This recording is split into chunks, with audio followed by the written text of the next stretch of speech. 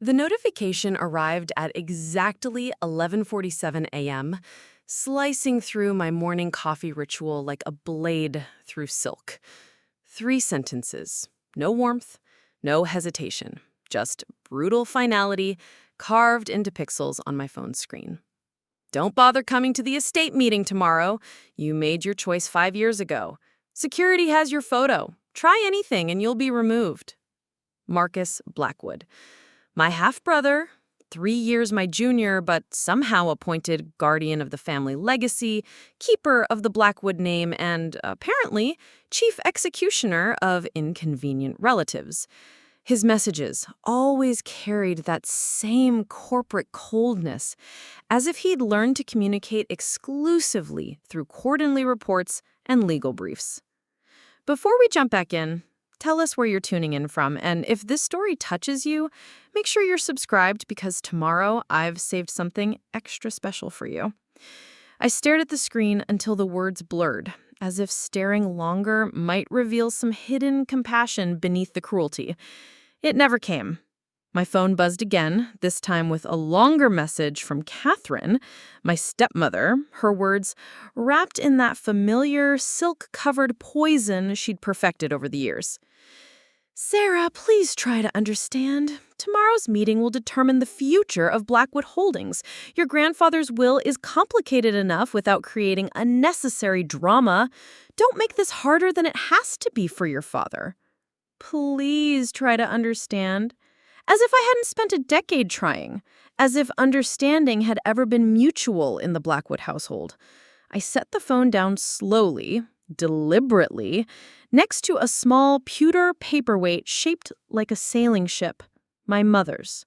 She'd given it to me the day I left for Wharton, back when dreams still felt possible and the Blackwood name still felt like home. On the bottom, barely visible after years of handling, were the words she had had engraved in elegant script. Chart your own course. Robert Blackwood, my father, hadn't spoken to me directly in 5 years. Not since the day he called my interest in international finance gambling with family reputation. Not since he declared my plans for offshore investment management a betrayal of everything this family has built. Tomorrow he would turn 75, and apparently there was no room at his table for the daughter who'd stopped being useful, stopped being manageable, stopped being the heir he could mold in his image. The irony sat bitter on my tongue as I glanced across my office at the wall where my credentials hung in understated frames. Wharton MBA, magna cum laude, CFA certification, and, tucked discreetly in the corner, a small plaque from Financial Times naming me one of the top 40 under 40 in wealth management. They didn't know. None of them knew what Sarah Mitchell had built from the ashes of Sarah Blackwood's exile. The morning sun streamed through floor-to-ceiling windows of my Manhattan office, casting long shadows across polished marble floors. 53 floors below, the city hummed with the energy of people building empires, destroying them, rebuilding them again. Up here, in this sanctuary I'd carved from ambition and spite, the only sound was the gentle tick of an antique clock and the whisper of my own breathing. What does it mean when your family treats your absence like a gift and your presence like a threat? What does it mean when the people who raised you would rather pretend you never existed than admit they might have been wrong? I already knew my answer, had known it for months as this day approached. The paperweight caught the light, its tiny ship seeming to move on invisible waves, and I smiled for the first time that morning. 5 years. That's how long it had been since I walked out of the Blackwood Holdings tower in Greenwich, carrying nothing but a leather briefcase and the weight of my mother's dying words echoing in my mind. Don't let them make you small, Sarah. You're worth more than their approval. The conversation replayed in my memory with crystalline clarity, not because it was loud or dramatic, but because it was delivered with the kind of quiet devastation that cuts deeper than screaming ever could. Offshore investments are for tax dodgers and criminals, my father had said, not even looking up from the architectural plans spread across his mahogany desk. We build things, Sarah. Real things. Buildings people can see, touch, live in. We don't shuffle money around in shadow accounts like some kind of financial pirate. I was 28 then, fresh from a summer internship at Goldman Sachs, where I'd learned that the real money, the transformational wealth, lived in the spaces between countries, in the careful navigation of international markets that most people never even knew existed. My thesis on cryptocurrency integration and offshore portfolio management caught the attention of 3 major investment firms. But in that room, surrounded by blueprints and construction photos, I felt like a child presenting crayon drawings to adults. Catherine had stood beside him, arms crossed, her face a mask of practiced concern. This family has built something solid, something lasting. Your grandfather didn't claw his way out of poverty by chasing fantasies, Sarah. He bought land, developed it, created value people could see and understand. That was the last conversation I ever had in that office. They offered me a position, of course, vice president of acquisitions, corner office overlooking the Sound, company car, expense account, and the promise of inheriting a piece of something I'd never wanted to build. I declined politely, professionally, then walked out into the Connecticut afternoon and never looked back. Mitchell Capital Management began in a shared office space in Soho, just me, a laptop, and an unshakable belief that the future of wealth lived in the digital realm, in cryptocurrency, in the borderless world of international finance that most people never even knew existed. Those first months were brutal. Ramen noodles for dinner, sleeping on David Chen's couch when I couldn't make rent, cold calling potential clients who hung up the moment I mentioned offshore accounts. People think building a financial empire is glamorous, all power lunches and corner offices. It's not. It's 18-hour days staring at market fluctuations, learning Mandarin so you can speak directly to Hong Kong investors, studying the tax codes of 17 different countries until you dream in legal clauses. It's the kind of loneliness that comes from being the only person who believes in your vision, the only one willing to bet everything on being right. But I was right. By year 2, Mitchell Capital was managing portfolios for tech entrepreneurs looking to diversify internationally. By year 3, we'd secured our first 9-figure client. By year 4, I was flying to Switzerland monthly, maintaining relationships with private banks that most Americans had never heard of. Preparing and narrating this story took us a lot of time, so if you are enjoying it, subscribe to our channel. It means a lot to us. Now back to the story. Never heard of. And now, 5 years later, we manage over $12 billion in assets across 14 countries, specializing in the kind of sophisticated offshore strategies that made traditional wealth management look like a children's game. Marcus had removed me from every family communication within a month of my departure. No dramatic announcement, no explanation, just gone from holiday cards, birthday celebrations, the annual Blackwood Holdings newsletter that celebrated another year of steady, unimaginative growth. I might as well have died for all the acknowledgement I received. He was protecting his inheritance, of course, clearing the path for his eventual ascension to the throne of mediocrity our father had built, but I wasn't angry about it anymore. Anger required caring, and I'd found something better than their approval. I'd found my own success, my own identity, my own empire built on everything they'd told me was impossible. It's strange how completely a family can erase you from their story.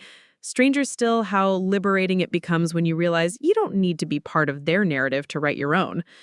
The call came at 6:30 p.m. while I was standing in my apartment kitchen, watching the sunset paint Manhattan gold through floor-to-ceiling windows that cost more than most people's annual salaries. The view stretched from Central Park to the Hudson River, a panorama of ambition made manifest in steel and glass. "Everything's confirmed for tomorrow," David Chen said, his voice carrying that particular mix of excitement and apprehension that marked the biggest moments in our partnership. "Victoria Sterling's people have verified the transfer authorizations. She specifically requested that you be present for the announcement." I turned from the window, letting the golden light fade to the cooler blues of evening. And you're certain Robert doesn't know? David's laugh was dry, knowing. Sarah, your father thinks offshore investments are what pirates do with treasure chests. He has no idea that the woman he's been courting for 6 months to save his company is the same Victoria Sterling who's been asking about you for 2 years. Victoria Sterling wasn't just another wealthy client. She was the client, the kind of investor whose name made Fortune 500 CEOs return calls personally and financial journalists sharpen their pencils. Her firm, Sterling Financial Group, managed the private wealth of technology billionaires, oil dynasty heirs, and at least 3 members of European royalty. She was also, as it happened, extremely interested in the offshore investment strategies that Mitchell Capital had pioneered, particularly our cryptocurrency integration protocols and our network of Cayman Islands partnerships. What made tomorrow's estate meeting particularly delicious was that Robert Blackwood had no idea he'd been courting his own daughter's business partner. To him, Victoria Sterling was simply the investment angel who might save Blackwood Holdings from the slow death of irrelevance that had been consuming the company for the past 3 years. Real estate development in Connecticut wasn't what it used to be, and traditional firms like his were discovering that the world had moved beyond their understanding while they weren't paying attention.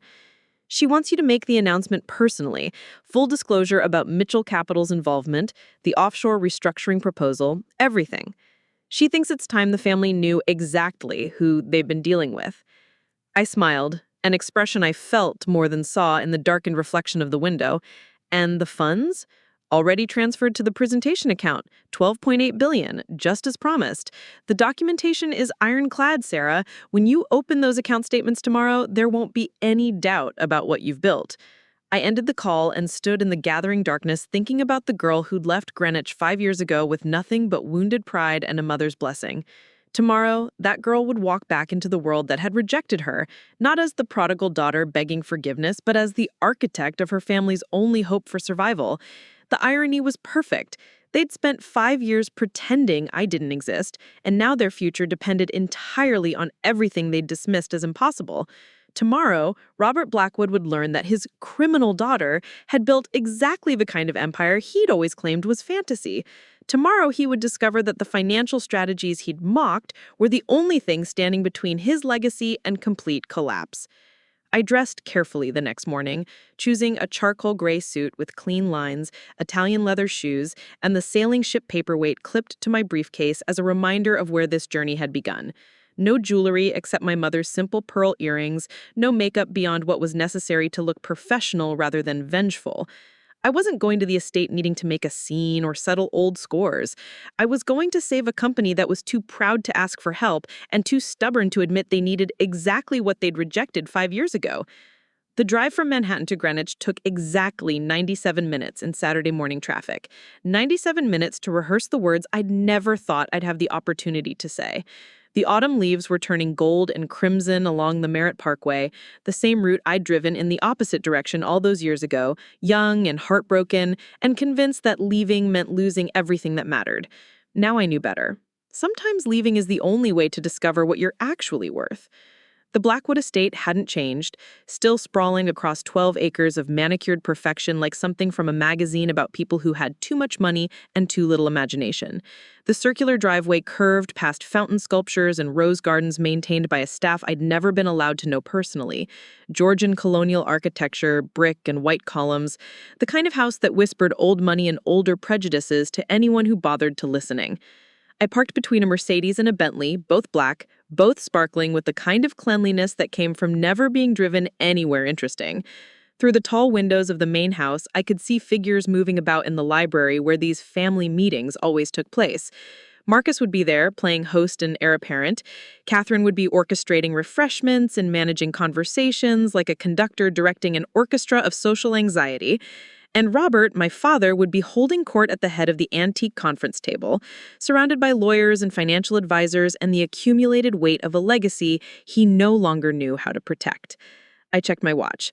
Victoria Sterling would arrive in exactly 15 minutes, followed by her team of lawyers and the documentation that would change everything. I had 15 minutes to walk into that room as Sarah Blackwood, the family disappointment, before revealing myself as Sarah Mitchell, the woman who held their future in her hands. The front door opened before I could knock, revealing Marcus in a navy suit that probably cost more than most people's cars. His face cycled through surprise, confusion, and anger in the space of a heartbeat, before settling on cold dismissal. "I told you not to come," he said, already reaching for his phone. "Security is on speed dial, Sarah. Don't make this ugly." "I'm not here as family," I replied calmly, producing a business card from my jacket pocket. "I'm here representing Mitchell Capital Management. Your father scheduled this meeting, Marcus. I'm simply honoring his appointment." He stared at the card like it might burst into flames. "Mitchell Capital? I've never heard of—" "Perhaps you should have done more research before courting Victoria Sterling's investment," I said, stepping past him into the marble foyer where my mother's portrait still hung above the side table, watching over a home that had forgotten her daughter. "She specifically requested that I attend today's meeting. I assume you won't keep her waiting." The library fell silent when I entered, conversations dying mid-sentence as 15 pairs of eyes turned toward the doorway. Robert sat at the head of the mahogany table, papers spread before him like battle plans, his silver hair perfectly styled, and his tie noted with the precision of a man who'd never learned to dress casually. To his right, Catherine perched on the edge of her chair, emerald silk and nervous energy.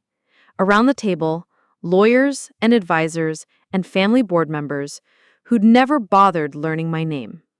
"Sarah," Robert said finally, his voice carrying the weight of 5 years' silence. "You shouldn't be here." "No," I agreed, taking the empty chair at the far end of the table. "But Mitchell Capital should be, and I am Mitchell Capital." The confusion was immediate. Whispered questions and exchanged glances as people tried to process information that didn't fit their understanding of the world.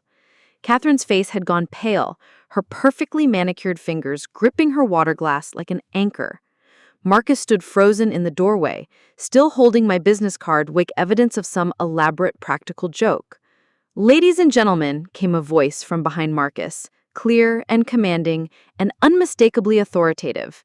Victoria Sterling stepped into the room, followed by 2 assistants carrying leather portfolios and the kind of quiet confidence that came from never having to introduce yourself.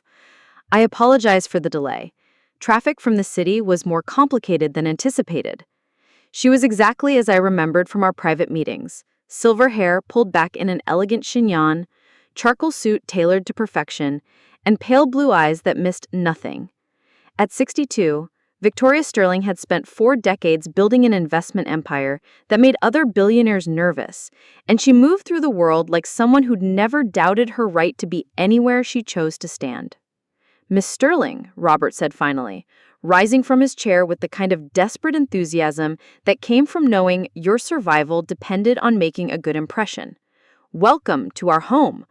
I trust you've reviewed our proposal for—" "I have," Victoria interrupted gently, taking the chair that had been prepared for her at Robert's right hand. "And I'm afraid there's been something of a misunderstanding about today's meeting. You see, Robert, the investment opportunity we've been discussing isn't exactly what you think it is." She nodded to her assistant, who began placing documents around the table with mechanical precision. "For the past 6 months, you've been courting Sterling Financial Group to invest in Blackwood Holdings. What you didn't realize is that we've been evaluating whether your company is worth acquiring as a subsidiary of our existing offshore investment portfolio." The silence that followed was absolute, the kind of quiet that preceded earthquakes and revelations and the collapse of everything people thought they understood about their lives. "I don't understand," Robert said slowly. Victoria smiled, the expression carrying both warmth and steel. "Perhaps Miss Mitchell can explain. After all, this was her idea." Every head turned toward me, 15 pairs of eyes suddenly desperate to understand who I was and how I'd gotten here, and what authority I could possibly have in a room full of lawyers and money and power. I stood slowly, feeling the weight of 5 years' preparation settling on my shoulders like armor. "For the past 18 months, I began, my voice carrying easily through the library's perfect acoustics. Mitchell Capital Management has been conducting due diligence on Blackwood Holdings at Miss Sterling's request. Our analysis indicates that this company is approximately 8 months from bankruptcy. hemorrhaging money on outdated development strategies and bleeding market share to firms that understand modern real estate investment. Catherine's water glass slipped from her fingers, shattering against the marble floor in a crystalline explosion that no one moved to clean up. However, our analysis also indicates that with proper restructuring, offshore investment strategies, and integration with international cryptocurrency markets, Blackwood Holdings could be transformed into a profitable subsidiary of Sterling Financial Group within 2 years. "Who are you?" Marcus demanded, his voice cracking like a teenager's. "You can't just walk into our family meeting and start making pronouncements about our company's future." I smiled then, the first genuine expression of joy I'd felt in this house since my mother's funeral. "I'm Sarah Mitchell, founder and managing director of Mitchell Capital Management. We currently oversee $12.8 billion in offshore investments across 14 countries, specializing in cryptocurrency integration and international tax optimization strategies." The number hit the room like a physical blow. Someone gasped. Someone else swore under their breath. Robert gripped the edge of the table hard enough to whiten his knuckles. "That's not possible." "I'm also," I added, my voice soft now, intimate, carrying the weight of 5 years' exile and the satisfaction of vindication finally achieved. "I'm Sarah Blackwood, your daughter, the one you told was wasting her life on criminal fantasies." The silence stretched like a taut wire, threatening to snap under the weight of revelation. Robert's face had drained of all color, his mouth opening and closing without sound like a man drowning in air. Catherine remained frozen, emerald silk and shattered expectations, while Marcus swayed slightly as if the floor beneath his feet had shifted. Suddenly become unsteady. Victoria Sterling watched the family's disintegration with the detached interest of a scientist observing a particularly fascinating chemical reaction. Her pale blue eyes moved from face to face, cataloging shock, denial, and the slow creep of understanding that nothing would ever be the same again. $12.8 billion? Robert finally managed, his voice barely above a whisper. I reached into my briefcase and withdrew a leather portfolio, placing it on the polished mahogany table with deliberate care. The sound echoed through the library like a judge's gavel announcing verdict. These are the current holding statements for Mitchell Capital Management's primary offshore accounts: Cayman Islands, Swiss private banking, Singapore digital asset portfolios, and Luxembourg cryptocurrency trusts. My fingers moved across the documents with practiced efficiency, selecting specific pages and sliding them toward my father. This page shows our Bitcoin mining operations in Iceland, generating approximately $4 million per month in passive income. This one details our partnership with 3 Swiss private banks, managing inherited wealth for technology entrepreneurs who prefer their assets untraceable by traditional means. Robert picked up the first document with trembling hands, his eyes scanning figures that must have seemed impossible. Behind him, Catherine leaned forward, reading over his shoulder, her perfectly composed mask finally cracking to reveal something raw and desperate underneath. "The Shanghai real estate portfolio alone," I continued, enjoying the methodical destruction of their assumptions, "generates more quarterly profit than Blackwood Holdings has managed in the past 3 years combined. We've revolutionized how international wealth moves between countries, how digital assets integrate with traditional investments, and how sophisticated clients protect their fortunes from government oversight."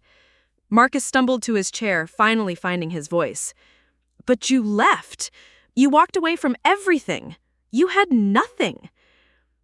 "I had everything that mattered," I replied, pulling out another set of documents. "I had vision, education, and most importantly, I had the willingness to build something new instead of clinging to something dying. While you were learning to manage grandfather's outdated real estate empire, I was creating the kind of investment strategies that your clients are already moving toward, whether you understand it or not." The portfolio contained photographs now, images of our offices in Manhattan, Hong Kong, and Zurich.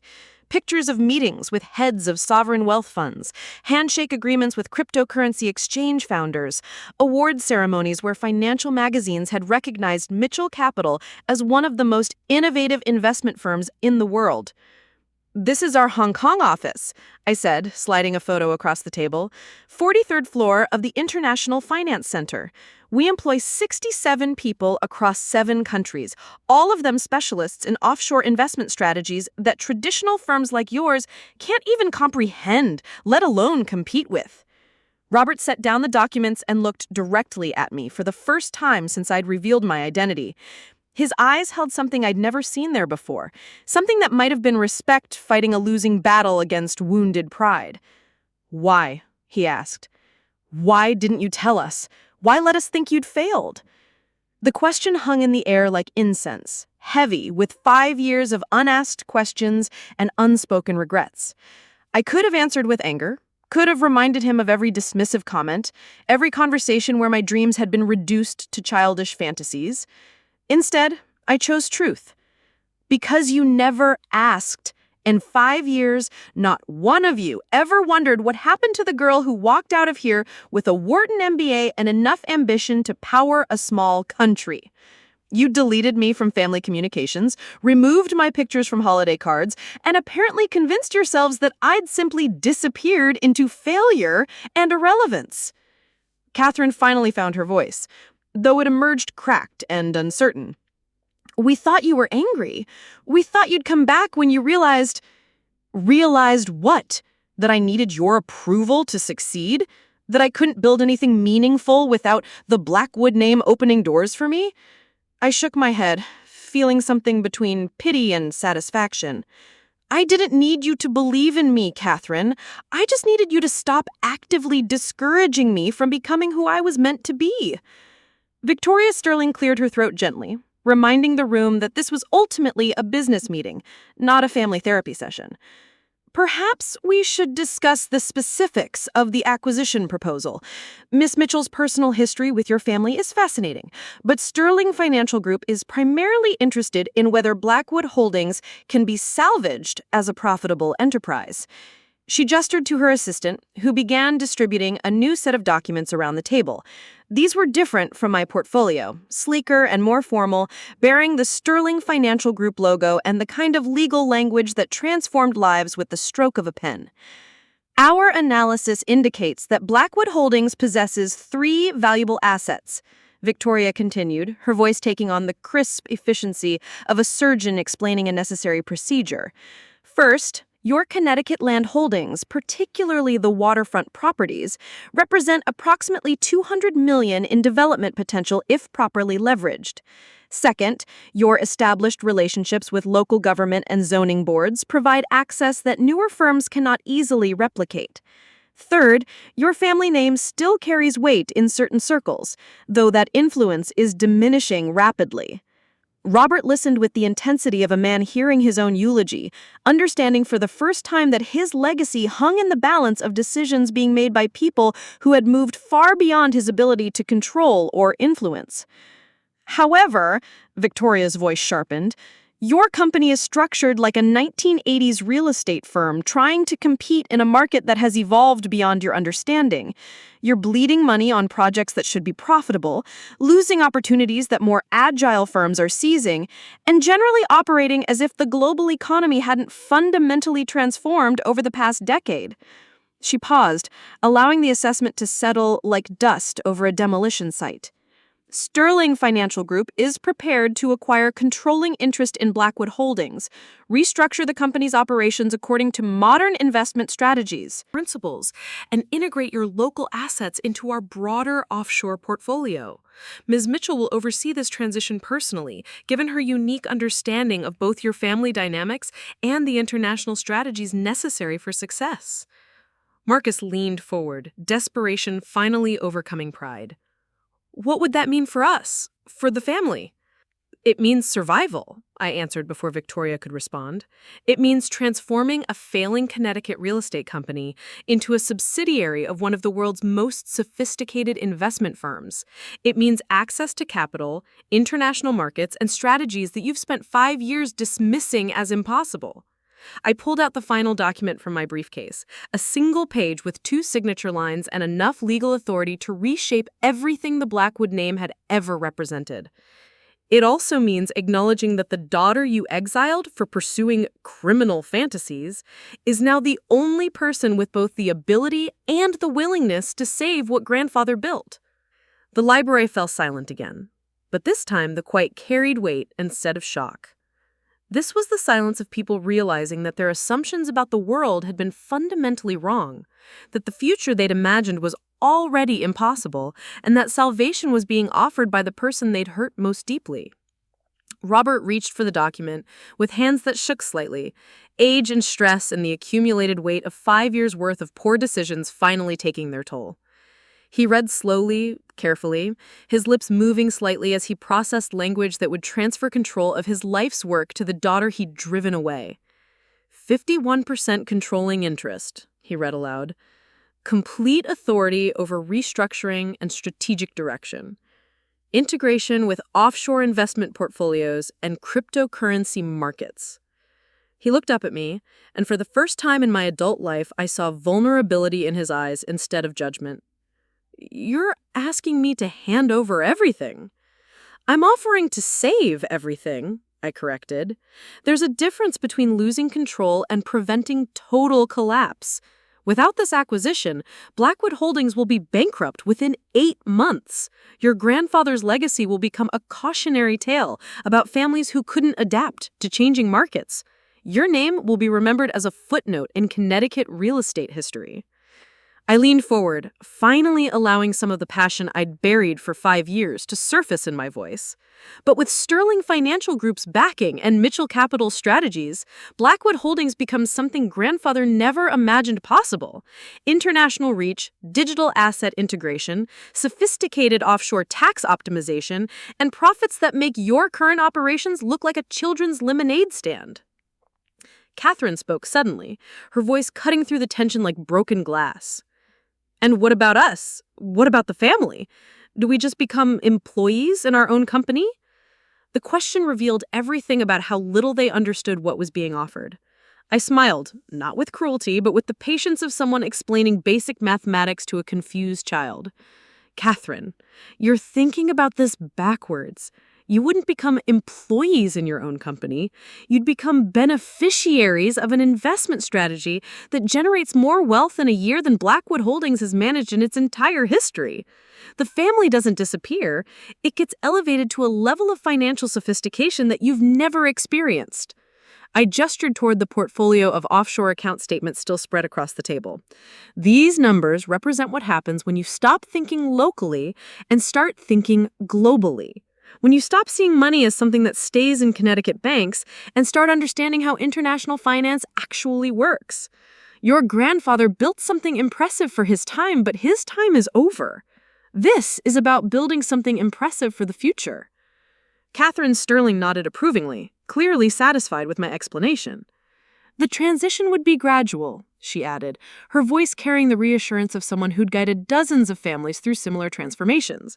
Existing management would remain in place during the restructuring phase, learning new methodologies and adapting to expanded market strategies. This isn't a hostile takeover. It's a rescue operation designed to preserve both your legacy and your financial future. Marcus finally spoke, his voice smaller than I'd ever heard it. Sarah, I need to understand something. When you left here 5 years ago, when you walked out after that fight with Dad, did you already know this would happen? Did you already have some kind of plan? The question surprised me with its directness, its apparent genuine desire to understand, rather than simply argue or deflect. I considered my answer carefully, knowing that honesty might be more devastating than any revenge I could have plotted. No, I said finally. When I left here, I was heartbroken and angry and convinced that I'd lost everything that mattered. I didn't have a plan beyond proving that offshore investment strategies could work. I certainly didn't imagine that 5 years later I'd be sitting in this room offering to save the company that had rejected everything I represented. I paused, looking around the table at faces that were finally, truly listening to me for the first time in my adult life. But I also didn't imagine that you would spend 5 years pretending I didn't exist. I thought someone might call, might ask how I was doing, might show even minimal curiosity about whether I'd succeeded or failed. The plan to acquire Blackwood Holdings only emerged when Victoria Sterling started asking questions about Connecticut real estate opportunities, and I realized that my family's company was exactly the kind of underperforming asset that her firm specialized in transforming. Robert set down the acquisition document and rubbed his temples, looking every one of his 75 years for the first time since I'd known him. So, this is coincidence? We're facing bankruptcy and you just happen to be in a position to save us? This is consequence, I corrected. You rejected modern investment strategies, so your company stagnated while markets evolved around you. You dismissed cryptocurrency and offshore portfolios as criminal enterprises, so you missed the most significant wealth-building opportunities of the past decade. You deleted your daughter from family communication, so you had no idea that she was building exactly the kind of business empire that could have saved you years ago. The truth hung in the air like smoke from a controlled burn, clearing away years of accumulated misunderstanding and revealing the landscape beneath. This wasn't a fairy tale about vindication or revenge. This was a business proposition delivered by someone who happened to share their last name and their genetic code, but had long since stopped needing their approval or affection. The offer stands for 24 hours, Victoria Sterling announced, checking her watch with the precision of someone whose time was literally worth millions. After that, Sterling Financial Group will pursue other acquisition opportunities, and Blackwood Holdings will continue its current trajectory toward insolvency. She gathered her papers with efficient movements, preparing to leave now that the essential information had been delivered. Ms. Mitchell will remain available to answer any technical questions about the restructuring process or the offshore investment strategies that would be implemented. I suggest you use the time wisely. Blade through silk. David Chen's voice carried an urgency that made me sit up straighter in my kitchen chair, coffee forgotten in my hands. Sarah, we have a problem. 3 of our Cayman accounts were accessed overnight by someone using administrator credentials. The security logs show movement of approximately $800 million. The coffee cup slipped from my fingers, ceramic shattering against Italian marble in a sound that seemed impossibly loud in the sudden silence. $800 million? Nearly 7% of our total portfolio, moved without authorization in the middle of the night while I'd been sleeping peacefully, believing that yesterday's revelation had been the end of the drama rather than the beginning. That's impossible, I said, already moving toward my laptop, fingers flying across keys as I accessed our primary security interface. Only 3 people have administrator access to those accounts, and 2 of them are sitting in this conversation. David's pause carried weight, the kind of hesitation that preceded revelations capable of destroying everything you thought you understood about trust and family and the careful architecture of success built over years of methodical planning. Sarah, the access came from Connecticut. The IP address traces to the Blackwood estate. Someone there had credentials that shouldn't exist, and they knew exactly which accounts to target. The implications hit me like a physical blow, air rushing from my lungs as I stared at security logs that told an impossible story. Yesterday, I had walked into my childhood home offering salvation to a family that had rejected me, believing that I controlled every variable, every piece of information, every strategic advantage. Today, I was discovering that someone in that library had been playing a completely different game while I'd been focused on emotional vindication and business negotiations. Pull everything, I said, my voice carrying a steadiness that surprised me. Lock down all offshore accounts, activate emergency protocols, and get our legal team on conference call within the hour.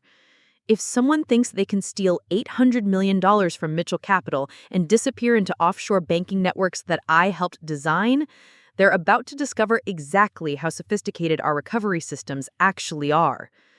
The irony was bitter on my tongue as I dressed with mechanical precision, choosing a black suit that felt more like armor than professional attire.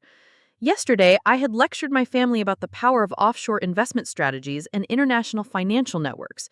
Today, I would discover whether those same strategies could be turned against me by people who apparently understood more about my business than I had ever suspected they could.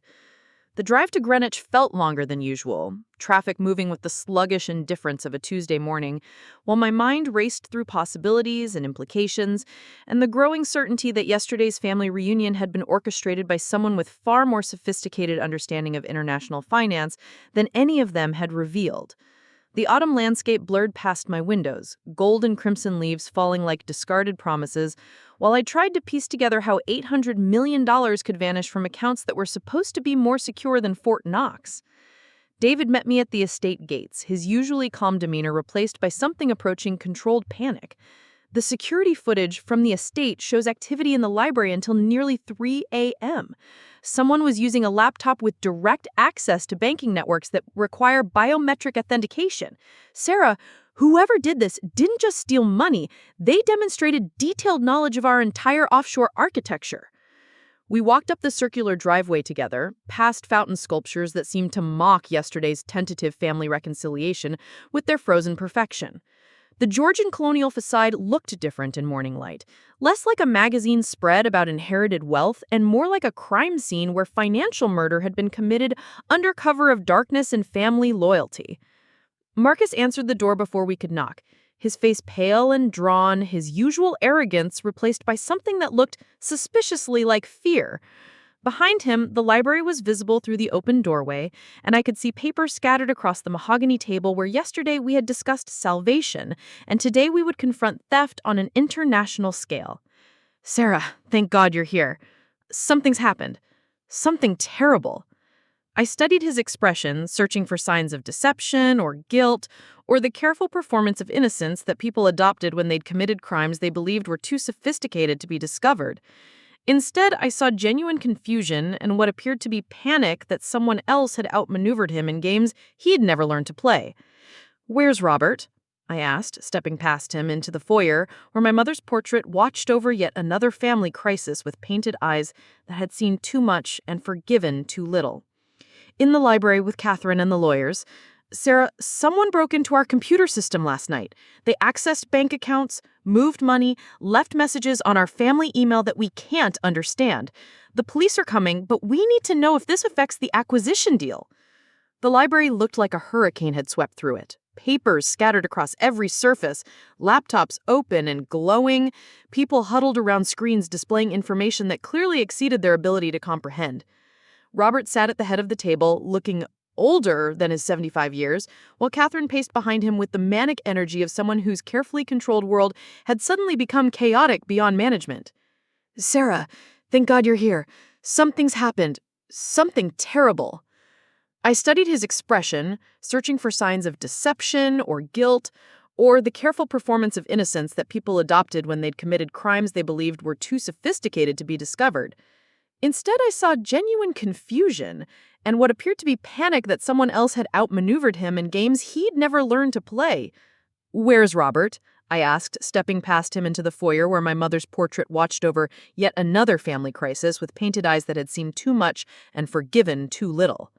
"In the library with Catherine and the lawyers.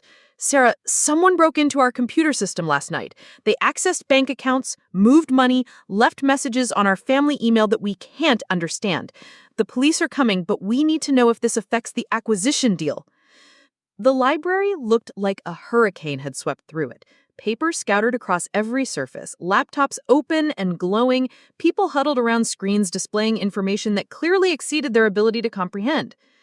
Robert sat at the head of the table, looking older than his 75 years, while Catherine paced behind him with the manic energy of someone whose carefully controlled world had suddenly become chaotic beyond management. "Sarah, thank God you're here. We've been robbed, but it's not a normal robbery. They took information, accessed accounts we didn't even know existed, and left messages on our family email that we can't understand. The police are coming, but we need to know if this affects the acquisition deal." I approached the table slowly, my eyes scanning the scattered documents and open laptops, trying to understand what had happened in this room after I had left yesterday evening, believing that my family's only sophisticated financial knowledge involved real estate development and traditional banking relationships. "Show me the messages," I said, settling into the chair I had occupied yesterday when revealing my identity seemed like the most dramatic event possible in this library. Marcus handed me a laptop displaying an email that made my blood freeze in my veins. The The message was brief, elegant, and demonstrated knowledge of offshore banking procedures that should have been impossible for anyone in this room to possess. Dear Mitchell Capital, Management, thank you for providing such detailed information about your Cayman Islands portfolios yesterday. The $800 million transfer represents a small down payment on consulting fees owed for financial advice provided over the past 18 months. Additional transfers will follow as our partnership develops. We look forward to continuing our mutually beneficial relationship. Regards, Blackwood International Holdings. The signature line included account numbers that I recognized, transfer authorizations that used my own security protocols, and a closing statement that chilled me to the bone. Blood is thicker than water, but money flows deeper than both. What does this mean? Catherine asked, her voice sharp with panic. What is Blackwood International Holdings? We don't have any international operations. I stared at the screen, pieces of an impossible puzzle slowly arranging themselves into a pattern that defied everything I thought I understood about my family's financial sophistication and business capabilities. Someone in this room had been playing a game far more complex than any of us had realized, using yesterday's emotional family drama as cover for an operation that demonstrated expertise in international finance that rivaled my own. David, I said quietly, run a complete background check on Blackwood International Holdings. I want incorporation documents, banking relationships, board members, and operational history going back 5 years. Someone has been building a shadow operation that mirrors our own business model, and they've been patient enough to wait for the perfect moment to reveal themselves. The implications were staggering, reshaping everything I thought I knew about the past 5 years and my family's reaction to my departure. Someone had been watching, learning, and apparently building their own offshore investment empire while allowing me to believe that I was the only Blackwood capable of understanding modern international finance. Robert leaned forward, his face gray with confusion and something that might have been admiration. Sarah, I don't understand any of this. Yesterday, you showed us documents proving that you'd built a $12 billion investment firm. Today, someone steals $800 million using methods that seem to require knowledge we don't possess. How is any of this possible? Before I could answer, my phone rang with a number I didn't recognize, but which displayed a country code that made my heart rate spike. Switzerland. Someone was calling from one of the private banking networks that formed the backbone of Mitchell Capital's offshore operations. Ms. Mitchell, came a voice with a precise European accent. This is Heinrich Weber from Zurich Private Banking. We have received transfer authorizations this morning that appear to be legitimate, but involve amounts that exceed our normal verification protocols.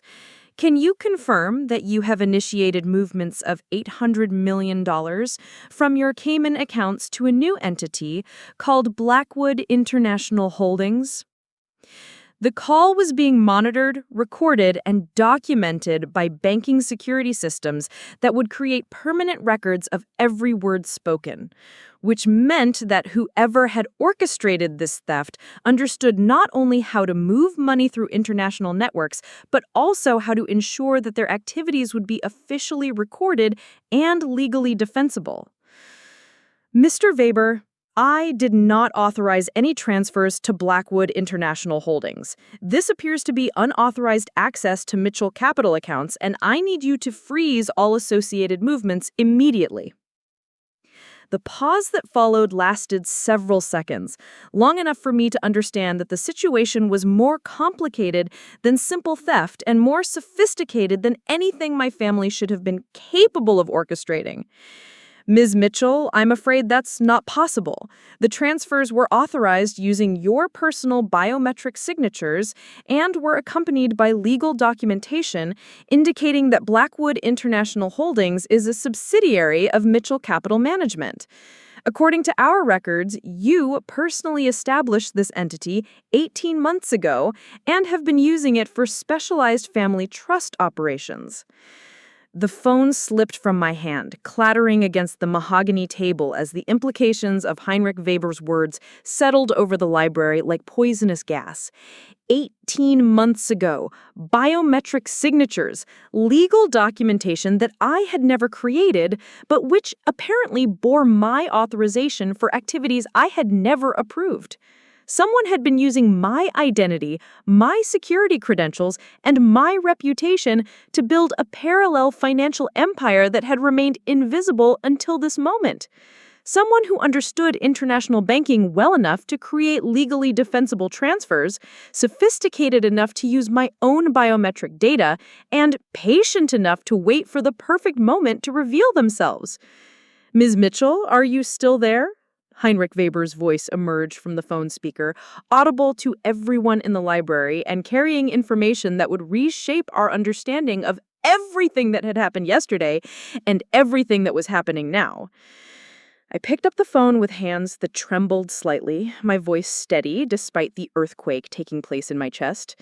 Mr. Weber, I need you to send me all documentation related to Blackwood International Holdings immediately.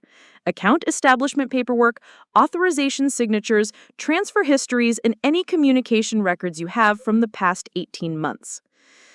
After ending the call, I looked around the library at faces that reflected varying degrees of confusion, fear, and what might have been carefully concealed guilt. Someone in this room knew more than they were revealing, and the elaborate performance of surprise and victimhood was beginning to feel as sophisticated as the financial crimes that had been committed. We need to discuss some uncomfortable possibilities, I said, my voice carrying the authority that came from 5 years of managing billions in assets and dealing with clients who sometimes had more complex motivations than they initially revealed. Someone with access to this house, this family, and apparently my personal information has been building a financial operation that parallels everything Mitchell Capital has created. They've been patient, sophisticated, and careful enough to use legal channels that make their activities appear legitimate.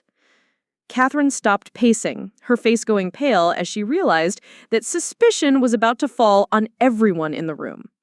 Sarah, you can't possibly think that any of us could understand the kind of financial strategies you've been describing. We're real estate developers, not international criminals. Marcus laughed nervously, a sound that carried too much tension to be entirely innocent. This Insane. Yesterday, you're offering to save our company. Today, you're accusing us of stealing from yours. Maybe you should consider that your security systems aren't as sophisticated as you thought they were. The suggestion hung in the air like smoke from a controlled fire, revealing something in Marcus's tone that made me study his expression more carefully. There was knowledge in his eyes, an understanding of international finance that hadn't been there yesterday, or perhaps that had been carefully concealed behind the performance of confused innocence. David Chen leaned forward, his laptop open to security records that painted an increasingly complex picture of the previous night's activities. Sarah, the access logs show that someone was in this library until almost dawn, using a computer with direct connections to banking networks that require specialized software and security clearances. This wasn't random theft. This was planned, sophisticated, and executed by someone with detailed knowledge of how our systems operate. Robert remained quiet, studying documents that had appeared on the table overnight, papers bearing legal seals and authorization signatures that looked disturbingly similar to my own handwriting. His face reflected the growing understanding that yesterday's emotional family reunion had been accompanied by activities that none of us had fully comprehended at the time. "There's something else," David continued, his voice carrying reluctance that preceded revelations capable of destroying whatever trust remained in the room. The Blackwood International Holdings account was established using a Manhattan address that's 3 blocks from Mitchell Capital's offices. Whoever created this entity has been operating in our neighborhood, possibly monitoring our activities for at least 18 months. The pieces of an impossible puzzle were arranging themselves into a pattern that defied rational explanation, while simultaneously explaining everything that had seemed coincidental about yesterday's events. Victoria Sterling's sudden interest in Connecticut real estate, the timing of the acquisition proposal, the sophisticated financial knowledge that someone in my family had apparently been concealing for years. "I have a theory," I said slowly, my eyes moving from face to face as I tested reactions to information that would either confirm suspicions or destroy relationships that had already been damaged beyond repair. Someone in this room has been planning yesterday's confrontation for months, possibly years. They've been building a parallel financial operation that mirrors Mitchell Capital's structure, waiting for the perfect moment to reveal themselves and claim a share of everything I've built. The silence that followed was absolute, the kind of quiet that preceded either complete honesty or elaborate lies designed to protect secrets that had already been partially exposed. Outside, Connecticut morning light streamed through tall windows, illuminating a library where family loyalty was being redefined by financial crimes that demonstrated sophistication none of us had suspected was possible.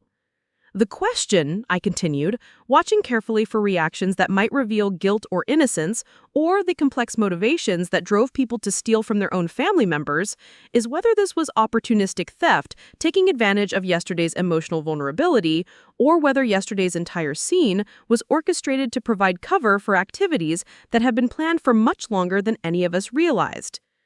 Marcus cleared his throat, his voice carrying something that might have been the beginning of confession or the desperate performance of continued innocence. "Sarah, there's something you need to know about the past 5 years, something that might change how you understand everything that's happened since you left." And in that moment, sitting in the library where my childhood had been shaped by expectations I could never meet, I realized that the most sophisticated theft in Mitchell Capital's history might have been committed by people who understood international finance far better than they had ever revealed, using emotional manipulation and family dynamics to create opportunities that professional criminals could never have engineered. The morning sun climbed higher outside the windows, casting longer shadows across documents that would either restore trust or destroy what remained of the Blackwood family's ability to function as anything more than a collection of people who happened to share genetic material and increasingly complex financial crimes. Whatever Marcus was about to reveal would reshape everything I thought I understood about the past 5 years, my family's reaction to my departure, and the sophisticated operation that had been conducted under cover of traditional Connecticut respectability and wounded family pride. The truth, when it finally emerged, would prove that the most dangerous criminals were often the ones who looked most like victims, and that the most sophisticated financial operations were sometimes hidden behind performances of confusion and innocence that required years of careful planning to execute successfully. Marcus walked to the antique bookshelf that had dominated the library's east wall for as long as I could remember, his fingers tracing the leather spines of volumes that had belonged to our grandfather, great-grandfather, and generations of Blackwoods who had built their fortunes on land development and traditional investments. Behind a first edition of Adam Smith's Wealth of Nations, he retrieved a slim laptop that looked far more sophisticated than anything I'd seen him use before. "Sarah, meet the real Marcus Blackwood, master's degree in financial engineering from Stanford, specializing in cryptocurrency integration and offshore banking systems. Graduated summa cum laude 3 years ago while you thought I was struggling to manage grandfather's real estate portfolio." The laptop screen illuminated documents that made my carefully constructed understanding of the past 5 years crumble like sandcastles at high tide, trading records showing cryptocurrency transactions worth hundreds of millions of dollars, banking relationships with institutions in the Cayman Islands, Switzerland, and Singapore that paralleled my own networks. And most shocking of all, detailed surveillance reports on Mitchell Capital Management's operations dating back 4 years. "You've been watching me," I said, the words emerging flat and emotionless despite the hurricane of betrayal spinning through my chest. "For 4 years, you've been monitoring my business operations while pretending to be the incompetent heir who couldn't handle basic financial concepts." Catherine moved to stand beside Marcus, her emerald silk replaced today by business suit that transformed her from decorative stepmother into something far more formidable. Sarah, we've been protecting the family. When you left 5 years ago with all that talk about offshore investments and cryptocurrency, we knew you were onto something revolutionary. We also knew that you were angry enough to use that knowledge against us. She gestured toward the laptop displaying trading records that revealed sophisticated understanding of international markets. So, we decided to learn.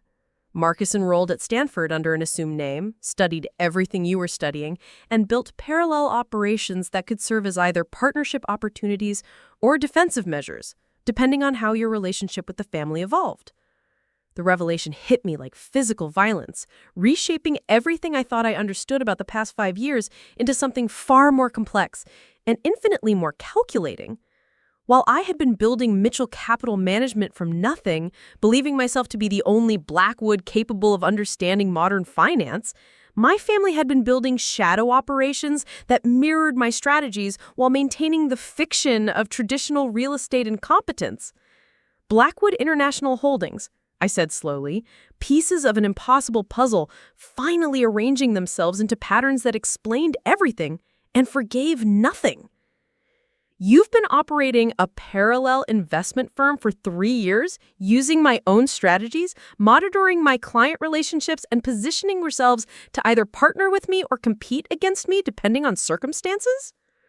Robert finally spoke, his voice carrying the weight of decisions that had been made in secret while I believed myself to be estranged from a family too traditional to understand my vision.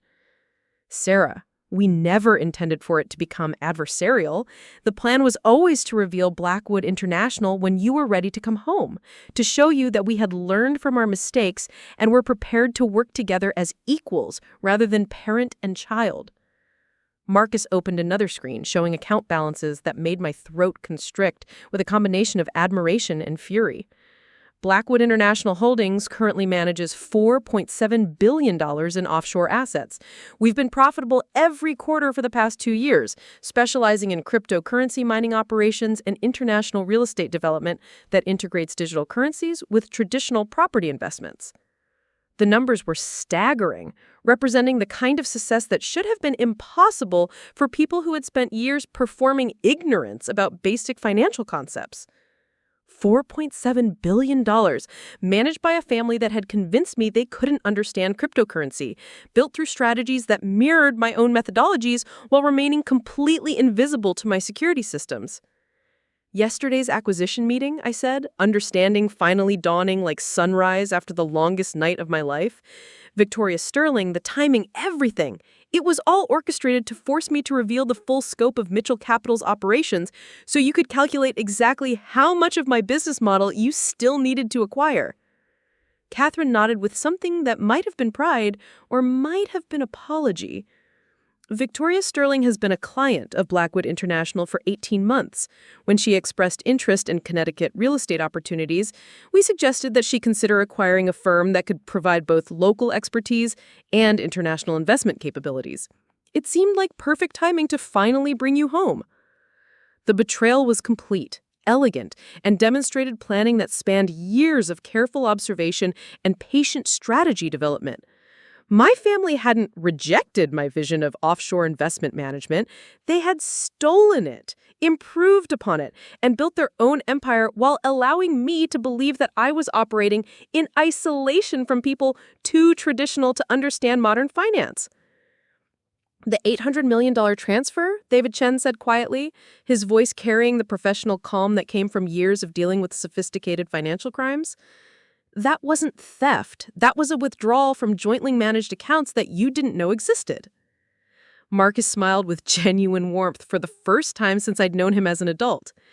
Sarah, you've been managing money for Blackwood International Holdings for 2 years without realizing it. Some of your most profitable clients were actually shell corporations we created to funnel family assets through Mitchell Capital systems. We've been business partners longer than you think. The laptop screen displayed client records that I recognized, accounts that had generated millions in management fees for Mitchell Capital, while apparently representing investments from the family that had supposedly rejected everything I stood for. The manipulation was breathtaking in its scope, sophisticated in its execution, and personally devastating in ways that simple theft could never have achieved. Pemberton Holdings, Stratford Investments, Fairfield Asset Management, I read from the client list, my voice growing smaller with each name as I recognized accounts that had been among my most lucrative relationships. These were all Blackwood family assets disguised as independent clients. Catherine opened her own laptop, revealing financial projections that painted a picture of coordinated family wealth management that dwarfed anything I had imagined possible.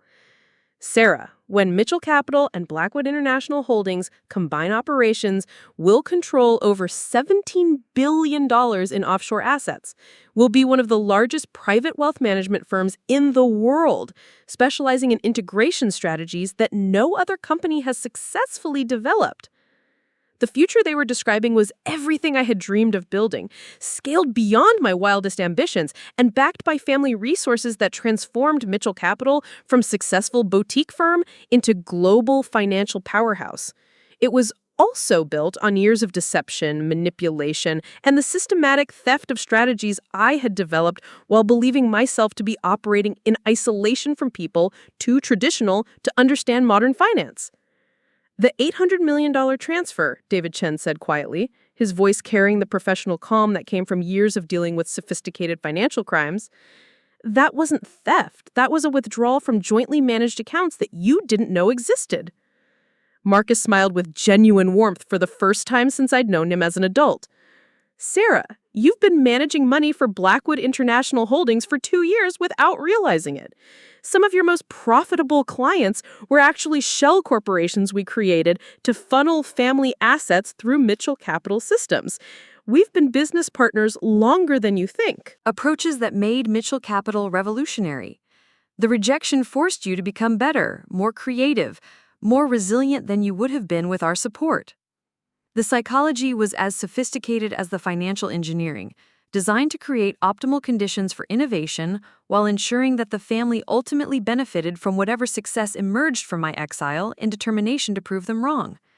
They had manipulated me into becoming the person they needed me to be while allowing me to believe that I was rejecting everything they represented. The acquisition offer, I said, understanding finally arriving like a physical weight settling on my shoulders.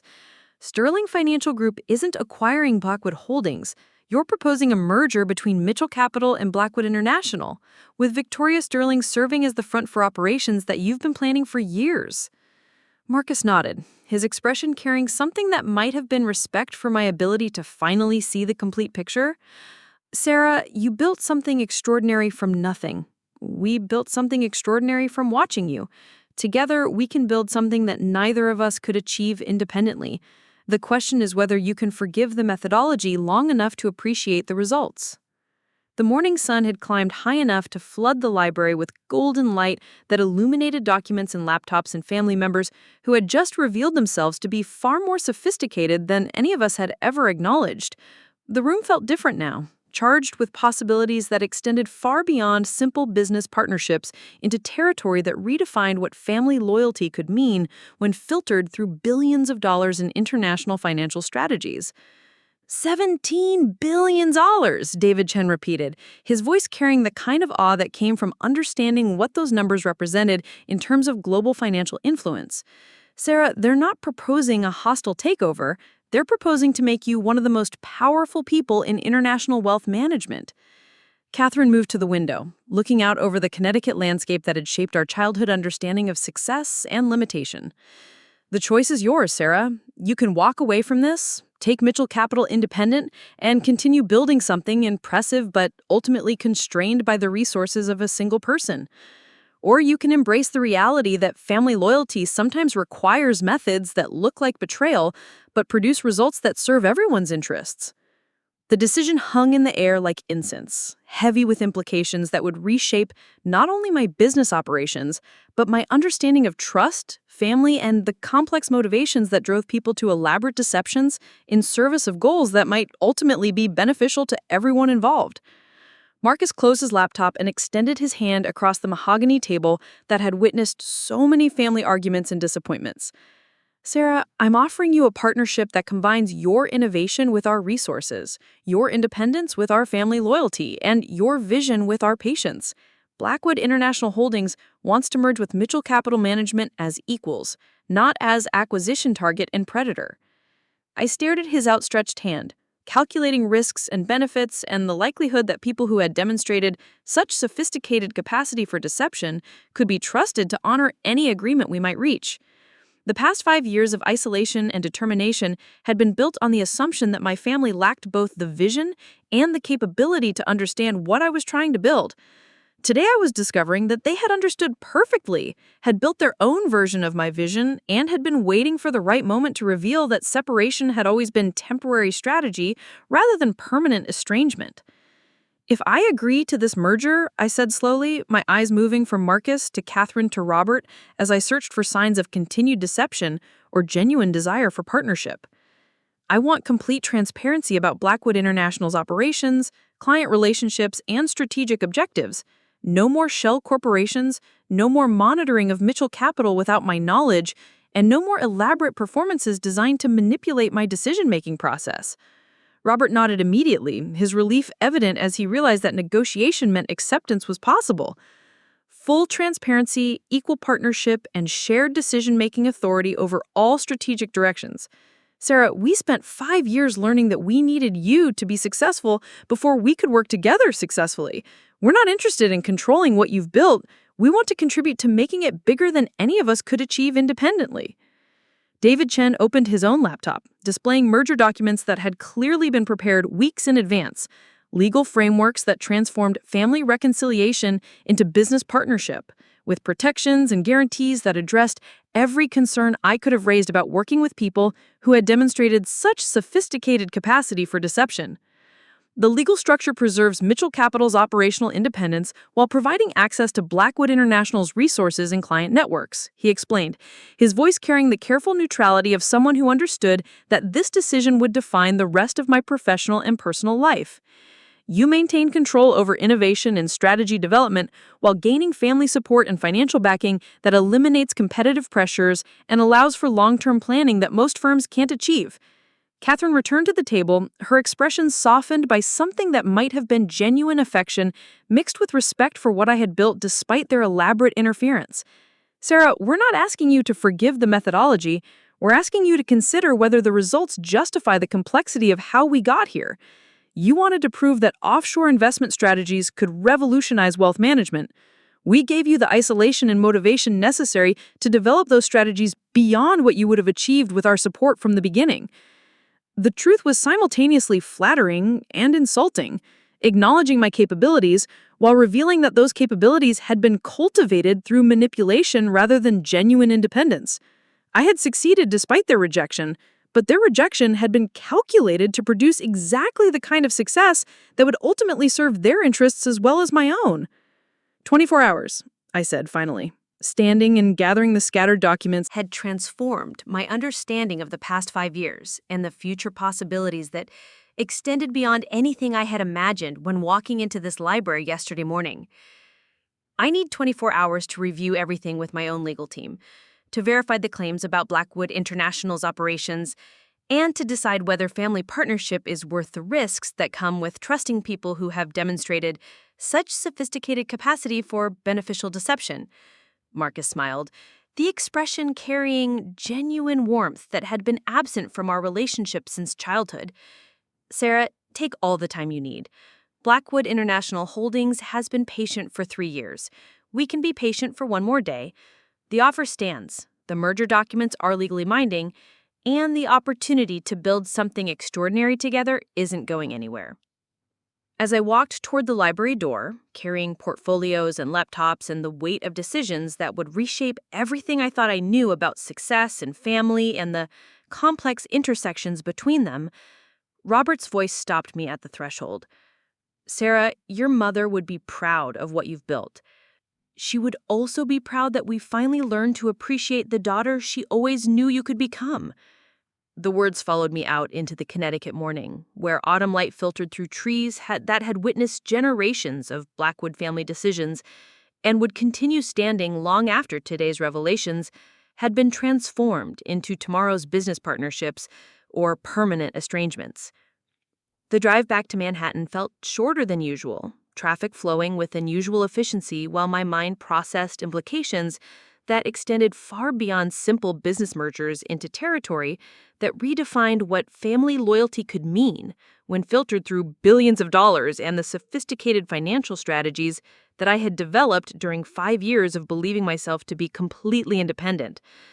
By evening, I had reviewed every document, verified every claim about Blackwood International Holdings, and confirmed that my family had indeed built a parallel financial empire that rivaled my own achievements while remaining completely invisible to security systems I had believed were comprehensive and impenetrable. The decision, when it finally came, felt less like choice than like recognition of a reality that had always existed beneath the surface of family relationships I had never fully understood. Tomorrow, I would return to the Blackwood estate, not as the prodigal daughter seeking reconciliation or the successful entrepreneur offering salvation, but as an equal partner in a family business that had always been more sophisticated than any of us had been willing to acknowledge. The merger documents were signed in the same library where my mother's portrait watched over yet another transformation of the Blackwood family legacy, this time expanding it beyond Connecticut real estate development into international financial territories that previous generations could never have imagined. $17 billion in combined assets, global reach that spanned 14 countries, and partnership agreements that transformed family loyalty from emotional obligation into profitable collaboration. 6 months later, Mitchell Capital Blackwood International ranked among the top 5 private wealth management firms in the world, specializing in cryptocurrency integration and offshore investment strategies that had become industry standards rather than innovative experiments. The girl who had left Greenwich believing herself rejected by people too traditional to understand her vision had returned as co-founder of a financial empire that exceeded her wildest ambitions, while teaching her that family relationships could be more complex, more strategic, and ultimately more supportive than she had ever imagined possible. The sailing ship paperweight sat on my new desk in the merged company's Manhattan headquarters, still catching light and seeming to move on invisible waves, but now surrounded by family photographs that included faces I had learned to trust again, and partnership agreements that proved blood could indeed be thicker than water when properly managed through sophisticated offshore banking systems and shared commitment to building something bigger than any individual could achieve alone. 2 years had passed since the merger transformed Mitchell Capital Blackwood International into one of the world's most influential private wealth management firms, and I stood in my corner office watching Manhattan's skyline shimmer in the late afternoon sun, a view that now stretched across 3 floors of the most prestigious financial district address money could secure. The sailing ship paperweight caught the light from its position on my mahogany desk, surrounded by documents that represented deals worth more than some countries' annual budgets, and family photographs that had been impossible to imagine during those lonely years when I believed myself exiled from people too traditional to understand my vision. The intercom buzzed with news that would have seemed impossible during my years of exile, yet had become routine in the months since our family's financial empire had expanded beyond even my most ambitious projections. Sarah, the Prime Minister of Singapore is holding online too, and the Governor of the Bank of England wants to schedule a private consultation about cryptocurrency integration policies. Also, your father called to remind you about tonight's family dinner celebrating the completion of the Dubai investment complex. I smiled at the casual mention of conversations with world leaders who sought our expertise on financial strategies that had once been dismissed as criminal fantasies by people who now partner with me in building something that exceeded all our individual capabilities. The irony remained delicious, even 2 years later, though it had been tempered by genuine respect and affection that had grown from working together as equals rather than parent and disappointing child. The Dubai project represented everything Mitchell Capital Blackwood International had become since combining my innovation with my family's resources and patience. $47 billion in cryptocurrency-backed real estate development that integrated offshore banking networks with traditional property investment in ways that created new categories of international wealth management. The complex would house the regional headquarters of 12 major financial institutions, residential towers for ultra-high net worth individuals seeking tax optimization strategies, and commercial spaces designed specifically for companies operating across multiple jurisdictions simultaneously. Marcus appeared in my doorway, carrying tablets displaying Time-trading data from markets that never slept, his transformation from underachieving heir to sophisticated international financier complete in ways that still occasionally surprised me, despite 2 years of daily collaboration. The Hong Kong cryptocurrency exchange just confirmed our latest mining operation purchase, he said, settling into the leather chair across from my desk with the easy confidence of someone who had finally stopped pretending to be less capable than he actually was. We'll control approximately 8% of global Bitcoin mining by the end of next quarter, which should generate passive income of roughly $12 million per month. The numbers had become almost abstract in their magnitude, representing wealth accumulation on scales that transformed individual success into something approaching geopolitical influence. Mitchell Capital Blackwood International now managed assets worth more than the GDP of most developed nations, employed over 2,000 people across 19 countries, and maintained banking relationships that made us partners rather than clients of institutions that had once seemed impossibly prestigious and exclusive. Catherine wants to discuss the European expansion plans during dinner, Marcus continued, his relationship with his mother transformed by business success into something more professional and infinitely more respectful than the performative family dynamics that had characterized our childhood. The Luxembourg holding company structure is ready for implementation, and we've secured regulatory approval for cryptocurrency trading operations in 7 additional EU jurisdictions. I nodded, my attention divided between Marcus's briefing and the satisfaction of watching my personal assistant field calls from government officials who wanted our advice on policies that would affect global financial markets. The girl who had been excluded from family communications for 5 years now received more international phone calls in a single afternoon than most people encounter in their entire careers, consulting on strategies that influenced how entire nations approach taxation, digital currencies, and offshore investment regulations. "How's Robert handling the transition to advisory status?" I asked, referring to my father's gradual shift from active management to elder statesman role as his 77 years began requiring more delegation of day-to-day operational responsibilities. The change had been voluntary and graceful, motivated by genuine recognition that the financial empire we had built required expertise that transcended traditional generational leadership models. Marcus's smile carried warmth that would have been impossible during the years when he believed protecting his inheritance required minimizing my influence on family decisions. "He's loving it, actually. Yesterday, he spent 3 hours explaining offshore tax optimization strategies to a senator's finance committee, using terminology he learned from you, but presenting it with the authority that comes from 7 decades of business experience. The combination is incredibly effective." The transformation of family relationships through shared professional success had been one of the most unexpected benefits of the merger, creating dynamics that none of us could have predicted when emotional reconciliation seemed impossible and business partnership appeared unlikely. Working together as equals had revealed capabilities and personalities that had been obscured by traditional parent-child hierarchies and competitive sibling dynamics that no longer served anyone's interests. My phone rang with a call from Victoria Sterling, whose investment firm had become our most frequent collaborator on deals that required coordination between multiple international jurisdictions and regulatory frameworks. "Sarah, congratulations on the Singapore approval. The Minister of Finance personally called to thank me for recommending Mitchell Capital Blackwood International for their Sovereign Wealth Fund restructuring project. You've just been awarded exclusive management rights for $43 billion in government assets." The Singapore contract represented validation that extended beyond financial success into recognition by world leaders that our family's combined expertise had created something genuinely revolutionary in international wealth management.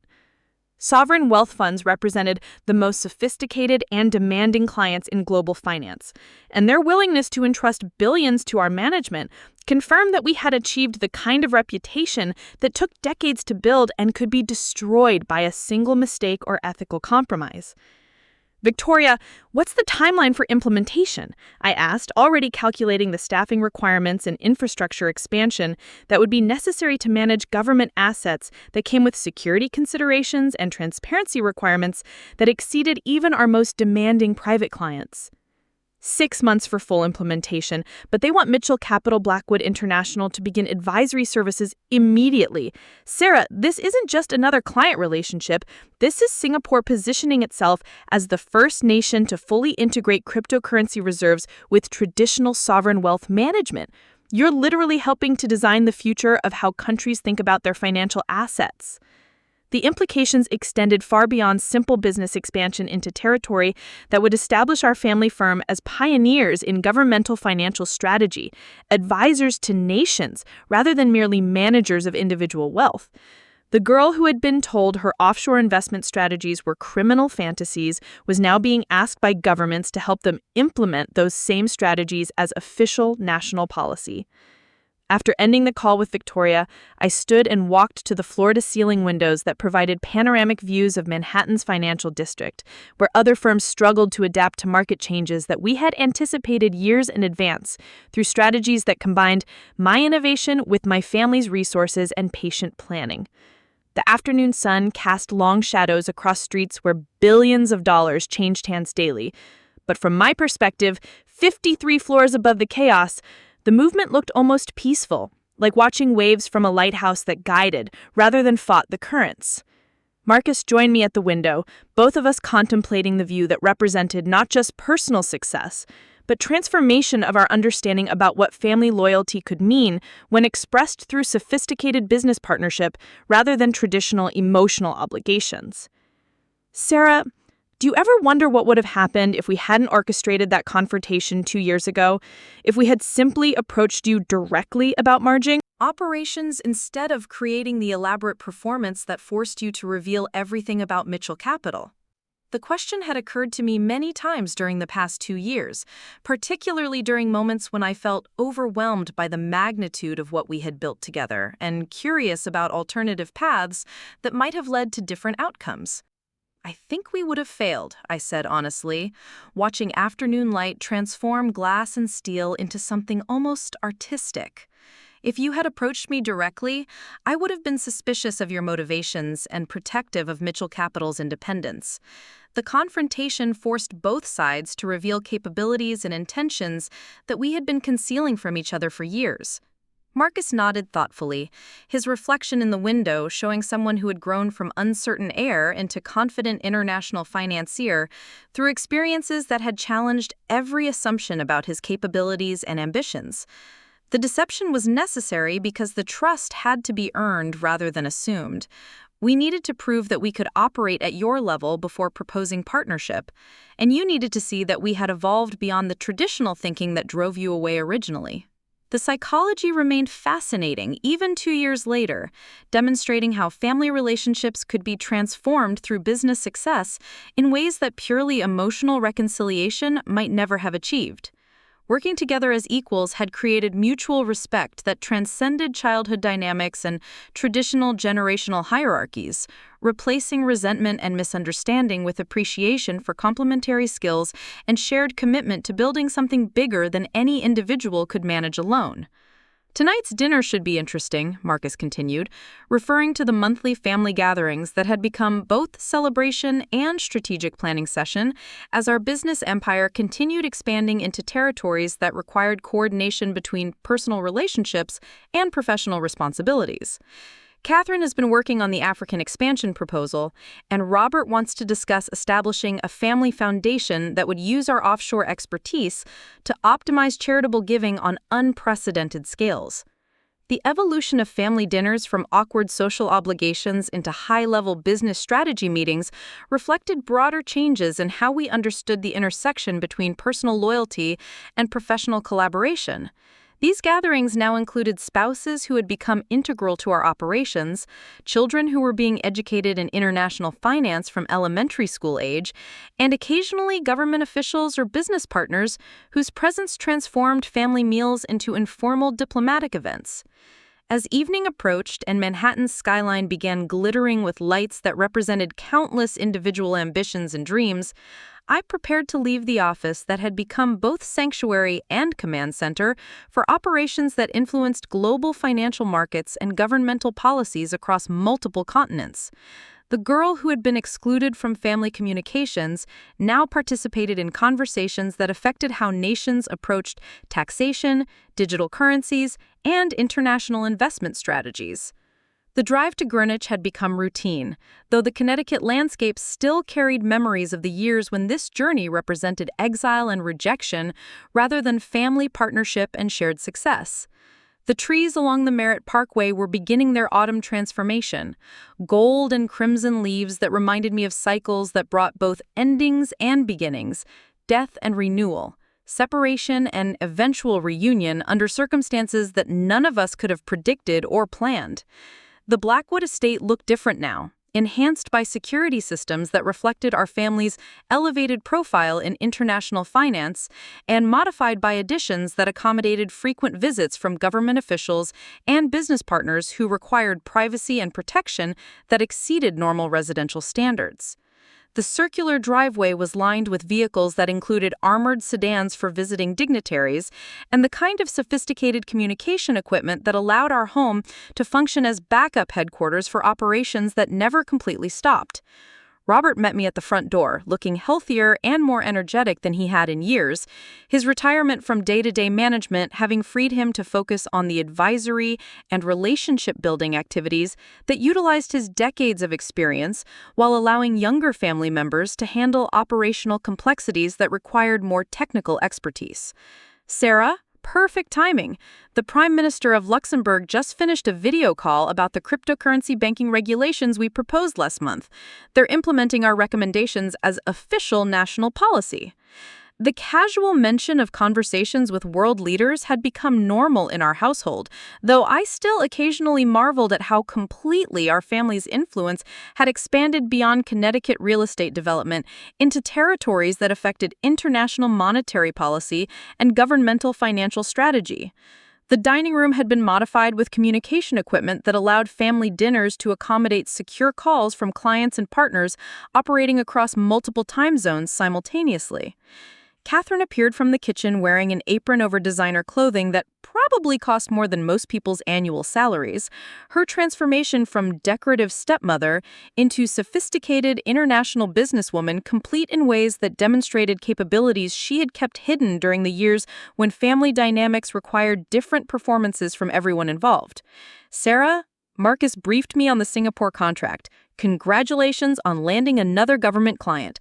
We're going to need to hire at least 50 additional analysts to handle the workload expansion. The staffing requirements reflected broader growth that had transformed Mitchell Capital Blackwood International from boutique family firm into global financial institution that competed with companies that have been established for centuries and employed tens of thousands of people across multiple continents. Our success had created responsibilities that extended far beyond personal wealth accumulation into obligations to employees, clients, and governments that depended on our expertise for financial strategies that affected millions of people indirectly. Marcus arrived carrying his laptop and tablets displaying real-time market data from exchanges that operated around the clock. Dedication to monitoring global financial movements having become both professional necessity and personal obsession that drove him to maintain awareness of opportunities and risks that could affect our clients' portfolios across multiple jurisdictions simultaneously. The cryptocurrency markets are responding positively to news about our government contracts, he reported, settling into his chair at the dining table that had witnessed so many family arguments and now served as an informal boardroom for discussions that influenced international financial policy.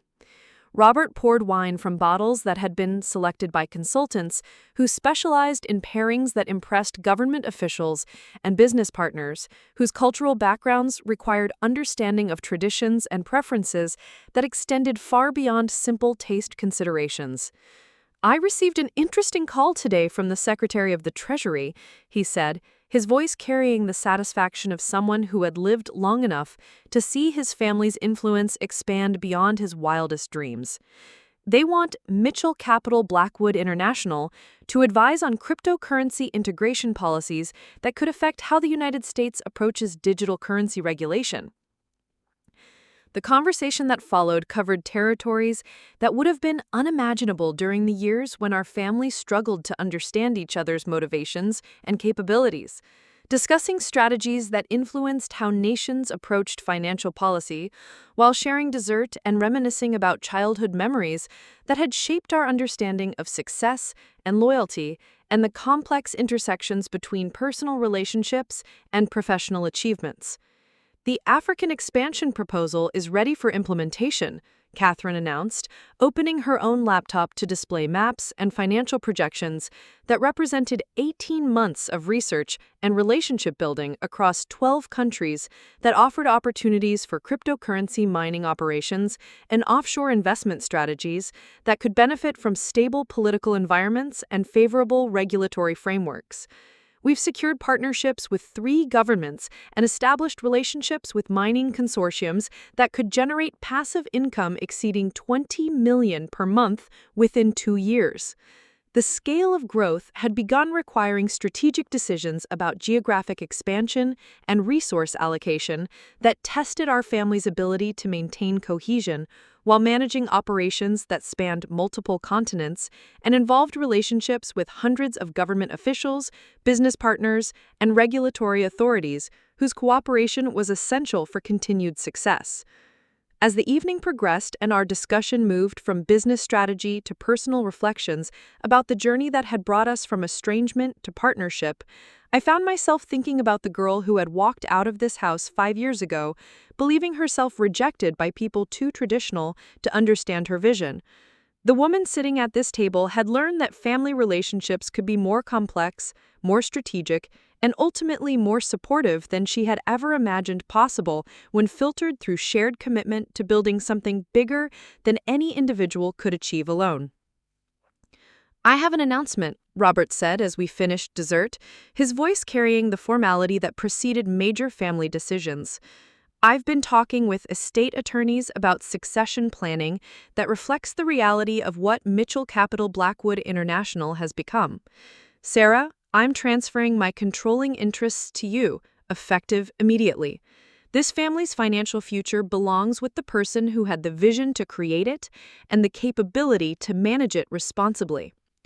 The transfer represented more than simple business succession, acknowledging that leadership should be based on competence rather than traditional generational hierarchies, and recognizing that the empire we had built together required ongoing innovation and adaptation that utilized everyone's strengths while positioning the family for continued growth across multiple decades.